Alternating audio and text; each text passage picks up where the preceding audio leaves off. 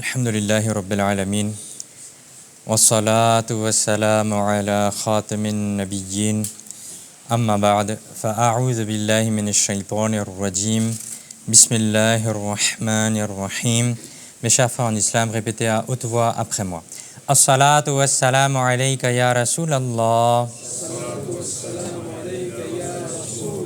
Wa ala alika wa ashabika ya Habiballah. As-salatu wassalamu alayka ya Nabiyallah.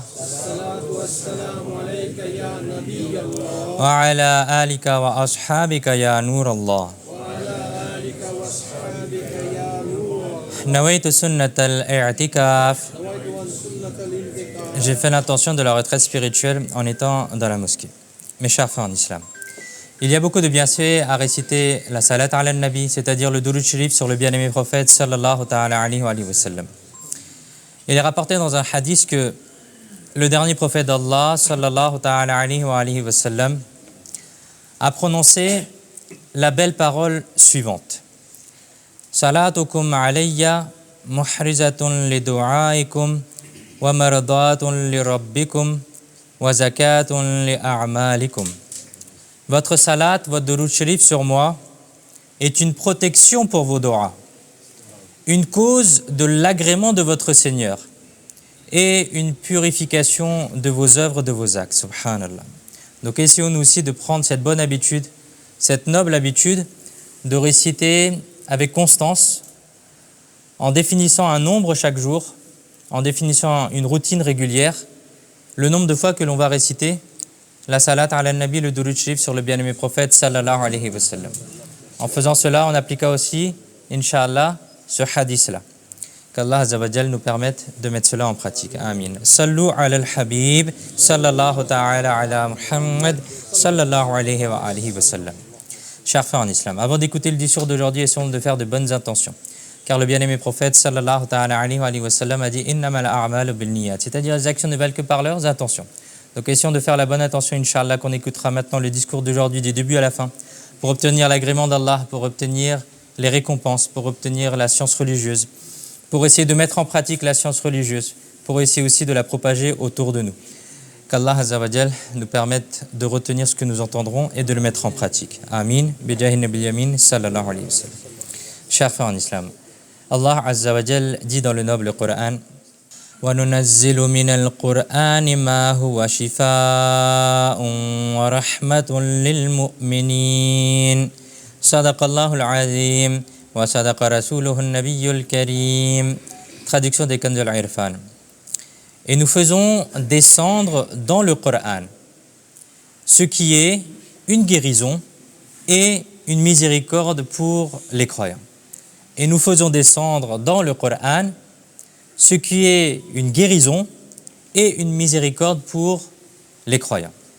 Chers frères en islam, les épreuves et les soulagements font partie de la vie. Il nous arrive parfois de tomber malade et on reçoit aussi la guérison par la suite. Il nous arrive d'être préoccupés, mais ensuite des joies et des bonheurs nous sont également accordés. Dans notre voyage de cette vie terrestre, on doit faire face à des difficultés et parfois aussi à des facilités qui sont présentes aussi à nous.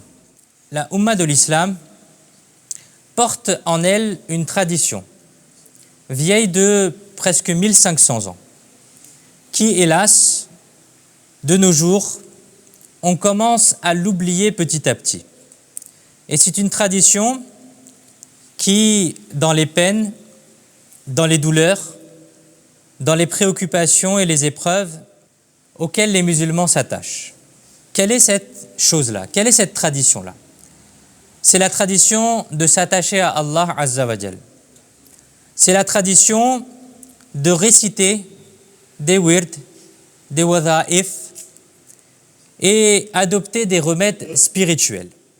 Mes chers frères en islam, si nous commençons par la noble sira, la noble biographie de notre maître et bien-aimé prophète sallallahu ta'ala alayhi wa sallam, et si nous nous penchons sur notre histoire jusqu'au dernier siècle, nous constatons que les wird les wadha'if, l'insufflation, c'est-à-dire faire la ruqya sur quelque chose comme par exemple une boisson ou une nourriture.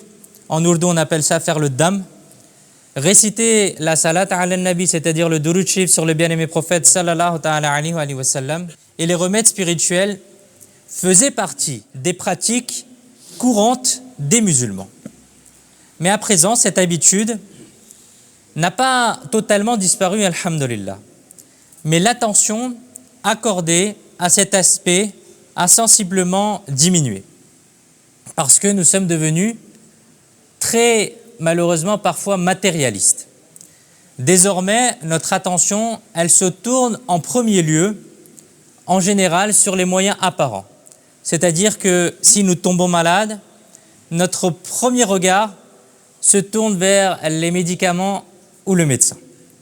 Si on a un problème de justice, notre première pensée va vers le fait de commencer à rechercher un avocat. Si on a une difficulté financière, on commence à réfléchir à qui peut nous aider parmi nos proches ou nos amis. Bien sûr, on ne dit pas qu'aller chez le médecin soit une mauvaise chose, ni consulter un avocat soit une mauvaise chose, ni même qu'il faille adopter les moyens apparents. Non, ce n'est absolument pas cela. Ce bas monde est d'ailleurs le darul asbab, c'est-à-dire la maison, le lieu des asbab, des causes. On doit rechercher les causes pour pouvoir atteindre nos objectifs. Mais nous devons donc rechercher ces causes-là. Mais avant tout, nous sommes musulmans. Alhamdulillah. Et notre premier recours, notre première solution doit être de se tourner vers Allah Azza wa Jal. En même temps que nous adoptons les moyens apparents, il nous faut donc aussi pratiquer des awrad et des wadha'if et recourir aux remèdes spirituels contre les maladies, contre les préoccupations, contre les peines et les souffrances. Et alors nous en recevrons aussi les barakah, insha'Allah al-Karim. Allah Azza wa Jal dit dans le noble Coran: وَنُنَزِّلُ مِنَ الْقُرْآنِ مَا هُوَ شِفَاءٌ وَرَحْمَةٌ لِلْمُؤْمِنِينَ. Et nous faisons descendre dans le Coran ce qui est une guérison et une miséricorde pour les croyants. À un autre endroit, dans Surat Hamim As-Sajda, verset 44, il a été dit: قُلْ هُوَ لِلَّذِينَ آمَنُوا هُدًى وَشِفَاءٌ.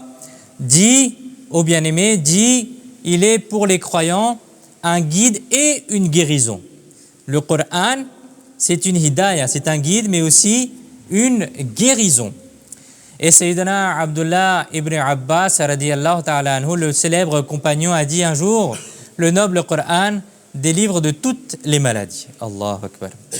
Nous apprenons donc, mes chers frères, que le noble Coran, en plus du fait qu'il soit une source de hidayah, de guider, et qu'il redonne vie au cœur mort, renferme également la guérison des maladies corporelles, des maladies spirituelles, des maladies psychologiques.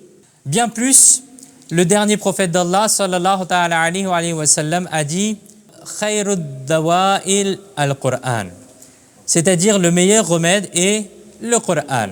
Le meilleur remède est le noble Qur'an. Subhanallah. Les médicaments ont leurs propres effets. Les plantes médicinales ont leurs propres effets. Les remèdes homéopathiques ont leurs propres effets. Mais parmi tous ces remèdes, et même parmi tous les remèdes du bas monde, le meilleur de tous, c'est le noble Qur'an. Le meilleur de tous, c'est quoi? C'est le noble Qur'an. L'imam Fakhruddin al-Razi, rahmatullahi alayhi, dit dans le tafsir al-Kabir, dans son tafsir, un récit d'une grande beauté. Écoutez bien. Vous avez écrit que un jour, le prophète d'Allah, Sayyidina Moussa Kalimullah alayhi salam, a ressenti une douleur au ventre. Allah, Allah. Regardons l'immense faveur. Lorsque nous ressentons un mal au ventre, une douleur, on se rend chez le médecin, on va regarder un médicament. Mais que dire de la dignité et de la grandeur de Sayyidina Moussa alayhi salam? Lorsque vous avez ressenti une douleur, vous vous êtes présenté au mont Tour, à la montagne de Tour. Et vous avez dit dans la cour sacrée d'Allah: ô Seigneur, j'ai mal au ventre. Allah Akbar. Regardons la grandeur de Sayyidina Moussa alayhi salam. Alors il vous a été répondu: ô Moussa, allez dans telle forêt et mangez telle plante, mangez telle herbe. Alors Sayyidina Moussa alayhi salam s'est alors rendu dans la forêt, a trouvé cette herbe-là, l'a mangée, et Sayyidina Moussa alayhi salam a été soulagé de son mal de ventre. Allahu Akbar. Quelque temps plus tard, le mal de ventre s'est de nouveau manifesté dans le ventre béni de Sayyidina Moussa alayhi salam. Cette fois-ci, Sayyidina Moussa alayhi salam connaissait le remède. Vous êtes donc allé dans la forêt, vous avez pris la même herbe et vous l'avez mangée. Mais par l'autorisation d'Allah, cette fois, son effet inverse s'est produit. Auparavant, la douleur avait disparu, alors qu'à présent, cette douleur-là s'est aggravée. Alors, Sayyidina Moussa alayhi salam a été très étonné de cela. Et vous vous êtes de nouveau présenté à la montagne de Tour et vous avez amplement dit dans la cour d'Allah: « Ô Seigneur, je n'ai pas compris cette affaire. La première fois, lorsque j'avais mangé cette herbe, j'avais été soulagé. À présent, je l'ai mangée et la douleur a augmenté. Quelle est donc cette affaire ?» Alors il vous a été répondu: « Ô Moussa, la première fois que vous y étiez allé par mon ordre. Vous avez donc obtenu la guérison. Mais cette fois, vous y êtes allé de votre propre volonté. Alors la douleur a augmenté. Ô Moussa, ne savez-vous pas que, certes, toute chose de ce bas monde est un poison mortel. Allahu Akbar. Certes, toute chose de ce bas monde est un poison mortel. Mon nom la rend porteuse de guérison. Allahu Akbar. Mon nom la rend porteuse de guérison. Allahu Akbar. Nous apprenons donc que la guérison est présente par essence dans le nom et la parole d'Allah. La guérison est présente dans le nom et dans la parole d'Allah. Tandis que pour toutes les autres choses, qu'il s'agisse des médicaments modernes, qu'il s'agisse de plantes médicinales, qu'il s'agisse de prescriptions homéopathiques ou de remèdes de grand-mère, si la guérison s'y trouve, elle ne vient que par la baraka du nom d'Allah et de la parole d'Allah. C'est pourquoi qu'Allah Azza wa Jal nous en préserve, mais si nous tombons malades, alors nous devons effectivement aller voir le médecin lorsque cela est nécessaire, mais en parallèle, nous devons recourir aux remèdes spirituels et réciter des awrad et des wadha'if. Ensuite, nous en recevrons des barakas, insha'Allah al-Karim. Chers frères en islam, ceci, mes chers frères, pour comprendre que la guérison n'est que par le nom d'Allah, la guérison n'est que par la parole d'Allah. Mais cela aussi est une bonne pratique de mettre cela en place dans notre routine régulière, dans notre routine quotidienne, car cela est aussi une prévention contre les mauvaises choses. En effet, les autres remèdes n'agissent qu'une fois la personne tombée malade. Et il est évident que lorsqu'une personne a de la fièvre, par exemple, alors elle va se rendre peut-être chez le médecin, mais elle doit supporter la fièvre pendant plusieurs heures, pendant 1 heure, pendant 2 heures, parfois pendant 1 jour, pendant 2 jours, etc. Ce n'est qu'ensuite que les médicaments commencent à faire leurs effets. L'une des barakas, des awrad et des wadha'if, ainsi que des remèdes spirituels, réside aussi dans le fait que, par leur intermédiaire, il est possible de prévenir à l'avance les maladies, les épreuves et les difficultés. Comment c'est possible? Écoutons un hadith à ce sujet. Notre noble et bien-aimé prophète sallallahu ta'ala alayhi wa sallam a dit: le serviteur qui récite matin et soir cette dua à 3 reprises, Bismillahillazi la yadurru ma'asmihi shay'un fil ardi wala fis samai wa huwa as-sami'ul alim. Au nom d'Allah, avec son nom, rien sur la terre ni dans le ciel ne peut nuire, et il est l'audient et l'omniscient. Alors le bien-aimé prophète sallallahu ta'ala alayhi wa sallam a dit: aucune épreuve soudaine ne le touchera. S'il le récite le matin, il sera préservé jusqu'au soir, et s'il le récite le soir, il sera préservé jusqu'au matin. Qu'est-ce qu'il faut réciter? Bismillahillazi la yadurru ma'asmihi shay'un fil ardi wala fis samai wa huwa as-sami'ul alim. Masha'Allah, de nombreux frères les connaissent. Donc essayons de mettre cela en pratique, incha'Allah, pour que Allah Azza wa Jal nous enlève les épreuves soudaines. Parfois, les gens meurent subitement. Parfois, les gens ont des problèmes financiers subitement. Parfois, il y a des problèmes familiaux subitement, etc., etc. Pour enlever cette chose soudaine qui arrive, réciter simplement cela 3 fois le matin et 3 fois le soir. Et le bien-aimé prophète sallallahu alayhi wa sallam a dit qu'il sera préservé, aucune épreuve soudaine ne le touchera. Également, mes chers frères, il est rapporté dans Tabarani al-Sharif, ce qu'on appelle aussi Al-Mu'jam al-Awsat de l'imam al-Tabarani rahmatullahi alayh, que le noble et bien-aimé prophète sallallahu ta'ala alayhi wa sallam a dit La hawla wa la quwwata illa billah est un remède contre 99 maladies, dont la plus légère est l'affliction, c'est-à-dire le chagrin. C'est quoi? C'est réciter la hawla wa la quwwata illa billah. Celui qui récite cela, il est préservé de 99 maladies, dont la plus petite est le chagrin, la tristesse. Et il est rapporté dans un autre hadith concernant cette même parole que celui qui récite 100 fois la hawla wa la quwwata illa billah, c'est-à-dire il n'est de puissance ni de force qu'en Allah, ne connaîtra jamais la gêne matérielle, la difficulté financière, disons. Nous apprenons donc que même si nous ne sommes pas encore malades et que nous sommes en parfaite bonne santé, il faut malgré tout prendre l'habitude de réciter chaque jour la hawla wa la quwwata illa billah. Il n'est de puissance ni de force qu'en Allah. Ensuite, si Allah Azza wa Jal le veut, par la baraka de cette récitation, nous resterons préservés des maladies et des préoccupations. Donc, on nous a appris 2 choses déjà. Le bienfait de réciter la hawla wa la quwwata illa billah, ça préserve des maladies. Et on a également l'écouté Bismillahilladzi la yadurru ma'asmihi shay'un fil ardi wa la fis sama'i wa huwa as-sami'ul alim. Et cela permet d'être préservé des épreuves soudaines. Donc, essayons de mettre cela en place dans notre routine quotidienne. Mes chers frères en islam, il est rapporté que Hajjaj ibn Yusuf, qui était un grand tyran, un gouverneur méchant, extrêmement tyrannique de son époque, ce misérable a même martyrisé plusieurs honorables compagnons alayhim wa ridwan. Sayyidina Anas ibn Malik radiyallahu ta'ala anhu fait partie des honorables compagnons. Et Hajjaj ibn Yusuf a attendu pendant plusieurs jours de pouvoir le capturer et de pouvoir l'emprisonner. Il a attendu avec une grande impatience. Et le moment où Sayyidina Anas ibn Malik radiyallahu ta'ala anhu est arrivé dans sa captivité pour qu'il puisse le rendre martyr. Il a fait cette intention-là et ensuite son funeste plan, son mauvais plan s'est bel et bien réalisé. Hajjaj ibn Yusuf a envoyé des soldats et il a fait capturer Sayyidina Anas ibn Malik radiyallahu ta'ala anhu. Et ensuite, les soldats l'ont ramené.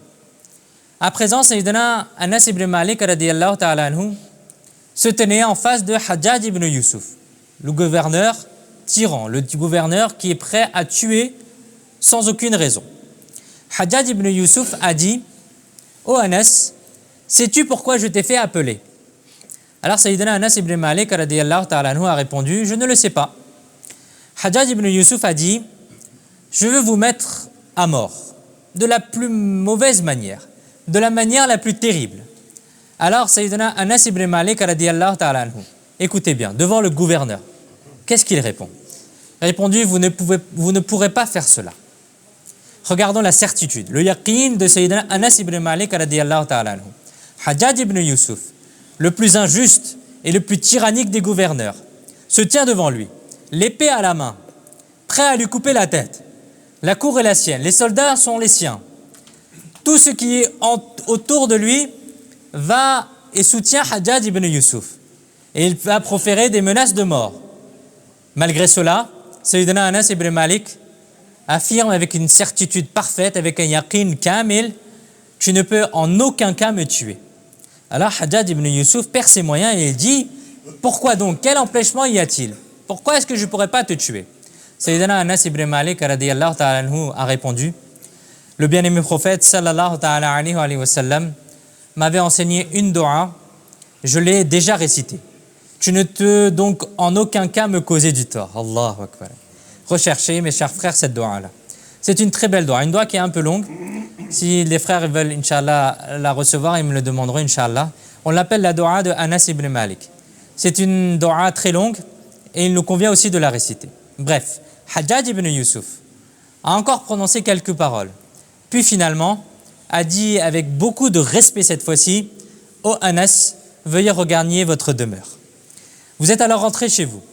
Et une personne a dit, « Oh Hajjaj, Cela faisait tant de jours que vous attendiez ce moment-là, où Anas ibn Malik serait en captivité. Aujourd'hui qu'il se tenait devant vous et que l'occasion se présentait, vous l'avez laissé partir comme cela. Hajjaj a répondu, par Allah, Wallah, j'ai vu 2 lions sur ses épaules. Chaque fois que je m'adressais à lui, ces lions se ruaient vers moi. Alors c'est pourquoi je ne l'ai pas laissé partir. J'ai plutôt sauvé ma propre vie. Allahu Akbar. Subhanallah. Nous apprenons donc, mes chers frères, que lorsque la certitude est ferme, lorsque le yaqin et il est kamil, que le serviteur invoque le nom d'Allah, qu'il continue de réciter des doigts enseignés par le bien-aimé prophète sallallahu ta'ala alayhi wa sallam, et qu'il persévère dans les wird, dans les wada'if, alors si Allah Azza wa Jal le veut, l'épreuve qui arrive s'éloigne d'elle-même. Allah Akbar. L'épreuve qui arrive s'éloigne d'elle-même. À présent, mes chers frères, il y a aussi une clarification qu'il faut comprendre. Parfois, ceux qui pratiquent des wird, des wada'if, la salat ala nabi, le durud sharif sur le bien-aimé prophète sallallahu ta'ala alayhi wa sallam, Shaitan leur met des waswas, des doutes. Ils se disent, je récite des wird, des wada'if, je récite ceci, cela, mais je suis quand même tombé malade. Mais j'ai quand même dû faire face à des épreuves, à des difficultés, etc. Avant toute chose, comprenons cela. L'effet bénéfique des awrad et des wada'if se voit par notre certitude, par notre yaqin. L'effet bénéfique des awrad et des wada'if se fait par notre yaqin. Plus nous avons foi en cela, plus nous avons confiance en Allah, plus nous avons confiance dans la parole du bien-aimé prophète sallallahu alayhi wa sallam, plus l'effet bénéfique de cette récitation-là se fera voir. Et plus un wada'if aura d'effet, et plus rapidement cet effet bénéfique aura lieu. Ça, c'est la première des choses. Lorsqu'on récite des wird, des wada'if, il faut être certain de l'effet bénéfique de ce que l'on va recevoir. Deuxièmement, retenons bien que Allah Azza wa Jal connaît le rêve. Nous ne le connaissons peut-être pas. Nous ignorons les épreuves qui nous sont destinées. Nous ignorons les épreuves qui allaient s'abattre sur nous et qui, par la baraka des wird, des wada'if, ont pu être écartées sans même que nous le sachions.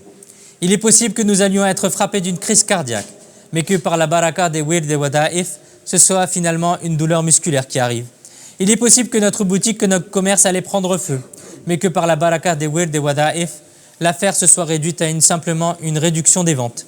Nous étions en train de traverser la rue qu'une voiture ou une moto nous a frôlés. Alors, on a poussé un soupir de soulagement. Grâce à Allah, j'ai été préservé. Nous étions dans notre rue, dans notre quartier, un vol s'est produit, tandis que notre maison a été préservée. Dans une même voiture, 4 personnes étaient assises. Un accident s'est produit. L'une est morte, 2 ont été blessés et nous n'avons rien. Il se peut qu'une de nos bonnes actions nous ait été profitable. C'est pourquoi nous devons garder une certitude inébranlable, un yaqin kamil, et continuer à pratiquer régulièrement des wird et des wada'if. Chers frères en islam, comment est-ce que les wird et les wada'if se font aussi voir parmi les honorables compagnons? Écoutons. Le remède spirituel agit même là où les causes apparentes ne peuvent plus rien. Bien souvent, il arrive que toutes les portes semblent fermées et que les soucis nous encerclent de tous les côtés. La personne pourrait même se dire que si je touche de l'or, ça va devenir de la poussière. Et je ne comprends pas ce qu'il se passe. Autrement dit, un revirement semble s'être produit dans le destin. Et même les bienfaits commencent à se changer en épreuve. C'est alors le moment où aucun chemin ne paraît possible. Pourtant, le remède spirituel, les wird et les wada'if opèrent même dans de telles circonstances. Écoutons un récit marquant rapporté dans un hadith. Sayyidina Malik Ash-Shajja'i, radiyallahu ta'ala anhu, qui était un compagnon du prophète, un jour votre fils, Sayyidina Aouf ibn Malik, radiyallahu ta'ala anhu, a été prisonnier par des non-musulmans. Masha'Allah. Regardons l'attitude des honorables compagnons alayhim wa ridwan. Les honorables compagnons alayhim wa ridwan avaient pour habitude que lorsqu'une épreuve se présentait, ils venaient se présenter alayhi wa sallam. Ainsi, Sayyidina Malik Ash-Shajja'i radiyallahu ta'ala anhu s'est présenté auprès du bien-aimé prophète sallallahu ta'ala alayhi wa sallam et a exposé le problème, la situation. Le bien-aimé prophète sallallahu ta'ala alayhi wa sallam a dit: faites parvenir à votre fils, d'une manière ou d'une autre, le message de réciter abondamment la hawla wa la quwwata illa billah. Sayyidina Aouf ibn Malik radiyallahu ta'ala anhu était retenu par les ennemis avec des chaînes en fer. Lorsque le message vous est parvenu, vous avez commencé à réciter ce wazifa, ce wird. Subhanallah. Par la baraka de ce wird, de ce wazifa, vos chaînes se sont rompues d'elles-mêmes, se sont ouvertes d'elles-mêmes. Vous avez été libérés de la captivité des ennemis et vous êtes montés sur l'une de leurs chamelles et vous êtes allés ensuite à Madinatul Munawwara. Allahu Akbar. Bref, chers frères en islam, nous devons adopter les remèdes spirituels. Retenons bien que le remède spirituel, c'est-à-dire pratiquer le dam, comme on dit en ourdou, la ruqya, réciter des awrad, des wada'if, fait partie des nobles et belles sunnahs de notre maître et bien-aimé prophète sallallahu ta'ala alayhi wa sallam. Notre maître et bien-aimé prophète sallallahu ta'ala alayhi wa sallam, qui est le médecin des médecins, qui est le tabib des toubib, qui est le médecin des médecins, soignez abondamment par les moyens apparents. Et en même temps, vous donniez également un remède spirituel. En effet, la mère bien-aimée des musulmans, Sayyida Aïcha Siddiqa radiyallahu ta'ala anha, Sallu ala al-Habib sallallahu ta'ala ala Muhammad sallallahu alayhi wa sallam. La mère bien-aimée des musulmans, Sayyida Aïcha Siddiqa radiyallahu ta'ala anha a dit: lorsque quelqu'un parmi les membres de la noble maison du noble prophète sallallahu ta'ala alayhi wa sallam tombait malade, vous alayhi salatu wa salam récitiez les mu'awwadhat, c'est-à-dire la surat al-Falaq et la surat al-Nas, et pratiquez sur eux le dam, c'est-à-dire al-naft, c'est-à-dire souffler, insuffler sur la personne. Récitez cela et souffler sur la personne. C'est-à-dire que c'est une sunna du bien-aimé prophète sallallahu alayhi wa sallam de réciter quelque chose et ensuite de souffler sur une boisson, se réciter sur la personne, de souffler sur la personne, de souffler sur la boisson, et ensuite la personne va boire cela, etc., etc. Et c'était aussi une pratique des honorables compagnons. Il est rapporté dans Bukhari et Muslim, en résumé, ce qui suit que, une fois, 30 honorables compagnons étaient en voyage. En chemin, à un certain endroit, un homme est venu s'adresser aux honorables compagnons alayhim wa ridwan en leur disant: notre chef a été piqué par un scorpion. Est-ce que vous pouvez faire quelque chose? Alors un compagnon a répondu: oui, je vais lui faire une ruqya, je vais lui faire un dam, et je vais lui souffler dessus. Alors ce compagnon alayhim wa ridwan est alors parti avec cet homme. Et après avoir récité surat al-Fatiha, a soufflé sur le malade. Par la baraka de cela, le malade a été guéri. Allahu Akbar. Rapporté dans Bukhari. Sayyidina Kharij ibn Salt radiyallahu ta'ala anhu rapporte de son oncle paternel qui a dit: je me suis présenté auprès du bien-aimé prophète sallallahu ta'ala alayhi wa sallam. Et lorsque je suis reparti, je suis passé auprès d'un peuple dont l'un des hommes était atteint de folie et qu'ils avaient attaché avec des chaînes en fer. Et ils m'ont dit: pouvez-vous faire quelque chose pour lui, pour le soigner? Alors le compagnon il dit: j'ai récité sur lui la surat al-Fatiha matin et soir pendant 3 jours et j'ai ensuite soufflé sur lui. J'ai pratiqué le dam, le nafs, et par la baraka de cela, cet homme atteint de folie a complètement retrouvé la santé. Allahu Akbar. Rapporté dans Al-Mu'jam al-Kabir de l'imam At-Tabarani. Également, mes chers frères, quel autre compagnon a pratiqué cela?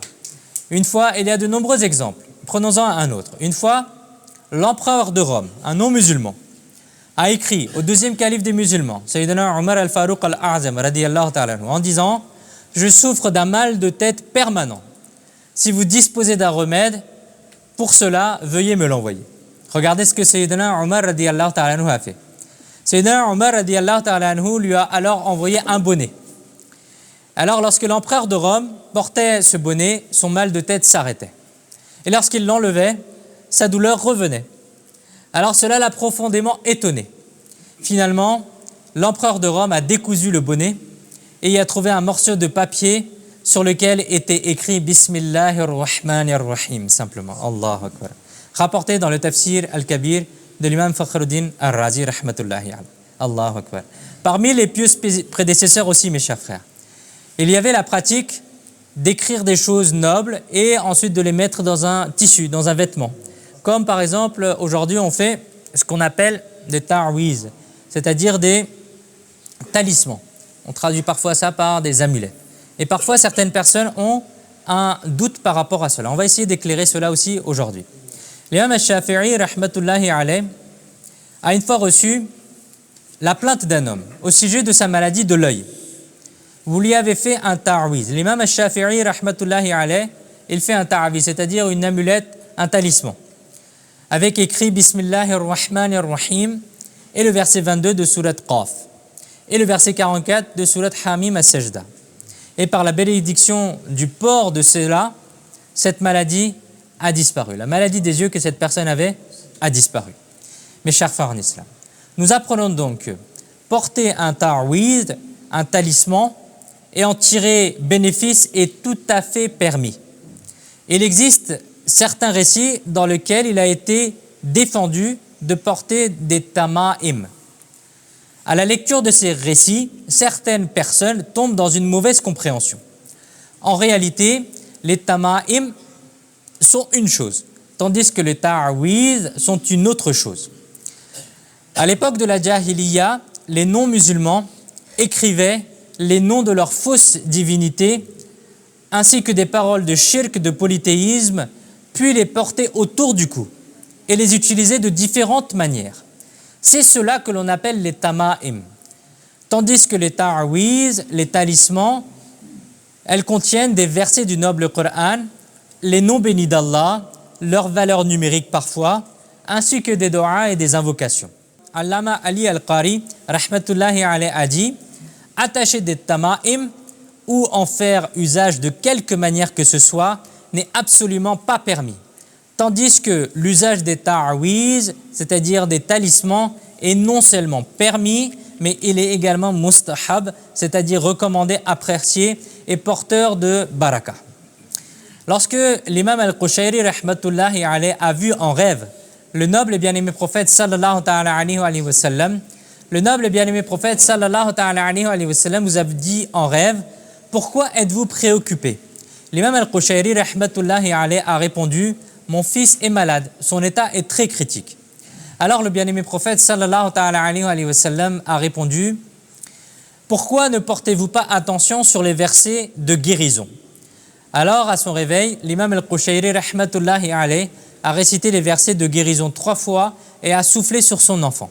Par la barakah de cela, celui-ci a obtenu la guérison.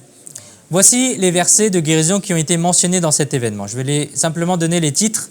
Surat At-Tawbah, verset 14, Surat Yunus, verset 57, Surat An-Nahl, verset 69, Surat Bani Israël, verset 82, Surat Ash-Shu'ara, verset 80, Surat Hamim as-Sajda, verset 44. Il y a 6 versets pour ceux qui veulent mettre cela en pratique.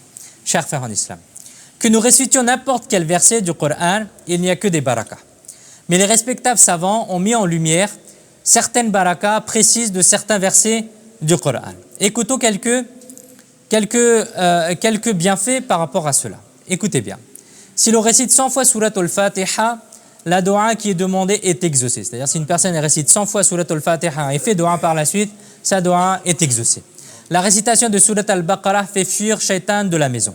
La récitation de Ayat al-Kursi éloigne de la dépendance. Celui qui récite constamment Surat al-Kahf sera préservé des troubles de Dajjal. En récitant chaque vendredi Surat Yasin sur la tombe de ses parents, autant de péchés sont pardonnés qu'il y a de lettres dans Surat Yasin pour la personne qui l'a récité. La récitation de Surat ad-Dukhan éloigne de la difficulté. Si l'on souffle Surat al-Jasiya sur une personne, c'est-à-dire après l'avoir récité, sur une personne à l'agonie, c'est-à-dire qui est en train de mourir, il lui sera accordé une mort sur la foi, sur l'islam à cette personne-là. La récitation de Surat al-Hujurat et le fait de souffler sur de l'eau après sa récitation puis la boire sont bénéfiques pour attirer le bien et la barakah dans la maison. La récitation de Surat Qaf favorise l'abondance des fruits dans le jardin, dans le verger. La récitation de Surat Ar-Rahman 11 fois permet l'accomplissement de tous les objectifs. Quant à Surat Al-Waqi'a, la personne qui la récite chaque jour, il ne connaîtra jamais la fin. Celui qui récite Surat Al-Mulk chaque nuit sera préservé du châtiment de la tombe. La récitation de Surat Al-Muzammil 11 fois rend toute difficulté aisée. Après avoir récité Surat Al-Muddathir, si l'on fait dua, pour la mémorisation du noble Coran, la mémorisation du noble Coran deviendra aisée. La récitation de Surat Al-Mujadala auprès d'un malade apportera un soulagement à sa douleur. Réciter Surat Al-Layl puis souffler sur l'oreille d'un malade atteint d'épilepsie est bénéfique. Écrire surat Ar-Rahman et la boire est utile contre les affections de la rate. Par la bénédiction de la récitation de surat An-Nazi'at, la souffrance de l'agonie, c'est-à-dire au moment de la mort, s'atténuera. La récitation de surat Ad-Duha fera revenir la personne qui s'est enfuie. Si l'on récite surat Alam Nashrah sur un bien, celui-ci sera abondamment béni. La récitation de surat At-Tin 3 fois embellit excellemment les mœurs et les caractères de la personne.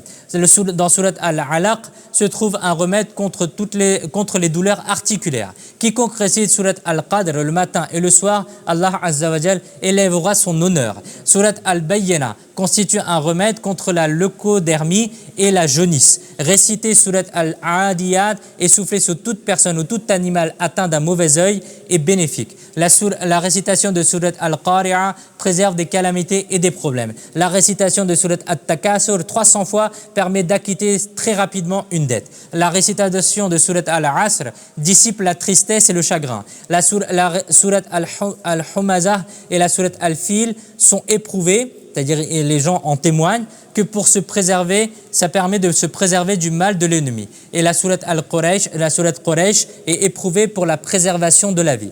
La récitation de surat Al-Ma'oun au moment d'une grande difficulté est très bénéfique. Par la récitation de surat Al-Kawthar, celui qui n'a pas d'enfant devient père. La surat Al-Kafirun équivaut au quart du Coran. La surat Al-Ikhlas équivaut au tiers du Coran et elle possède de nombreux bienfaits.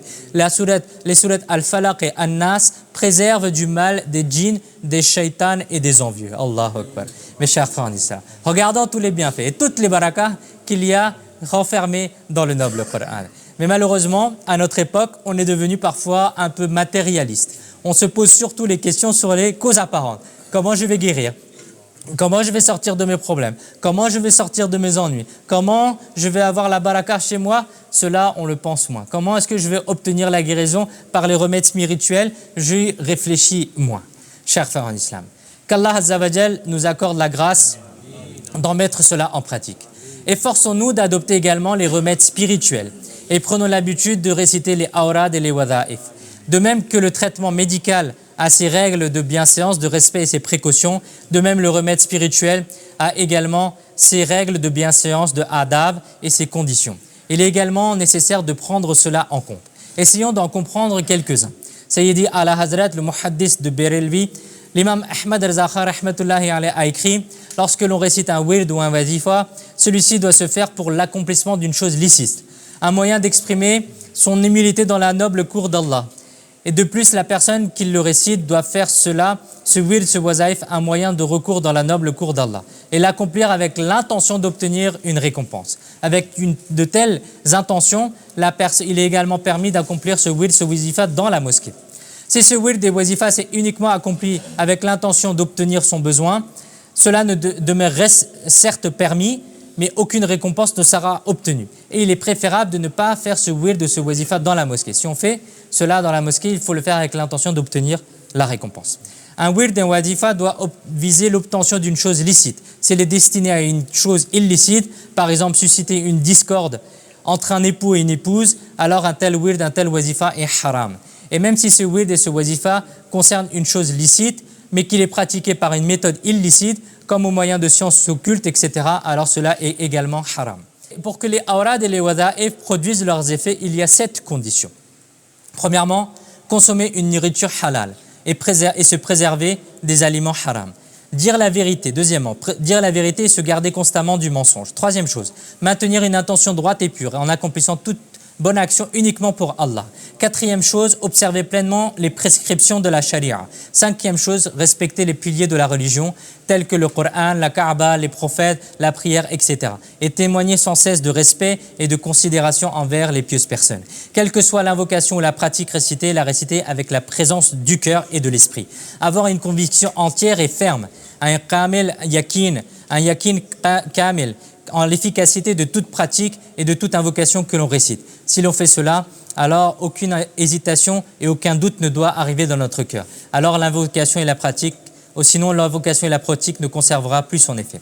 En plus de ces 7 conditions, il existe quelques règles de adab nécessaires qui ont été écrites. Par exemple, au moment d'accomplir chaque acte ou de wird, il convient de se présenter avec une profonde humilité, un grand recueillement dans la cour d'Allah.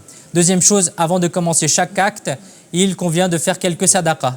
Au début de chaque wird, il est bien de réciter la salat ala nabi, le durud sharif sur le bien-aimé prophète sallallahu alayhi wa sallam. Après les wada'if, lorsqu'on nous présente pour son objectif une dua, il convient d'implorer Allah Azza wa Jalla avec insistance et de pleurer pour cela. Autant que possible, il convient de lire chaque dua, chaque wird dans la solitude, dans un lieu où il n'y a ni passage ni quelqu'un qui peut nous déranger. Et il ne faut absolument jamais accomplir aucun acte dans le but de nuire à un musulman. Lorsque quelqu'un accomplit un acte ou un wird, il convient alors qu'il mange très peu et consomme une nourriture simple, qu'il ne mange pas jusqu'à satiété, jusqu'à se remplir le ventre, car cela empêche les doigts d'être exaucés. Durant la récitation des wada'if, il convient de veiller tout particulièrement à la pureté du corps, du lieu et de l'esprit, que ce soit une pureté physique ou une pureté intérieure que l'on doit avoir. Chers frères en islam, avant de terminer, prenons juste une règle en considération. Les actes surérogatoires, nawafil, ne sont pas acceptés sans l'accomplissement des actes obligatoires.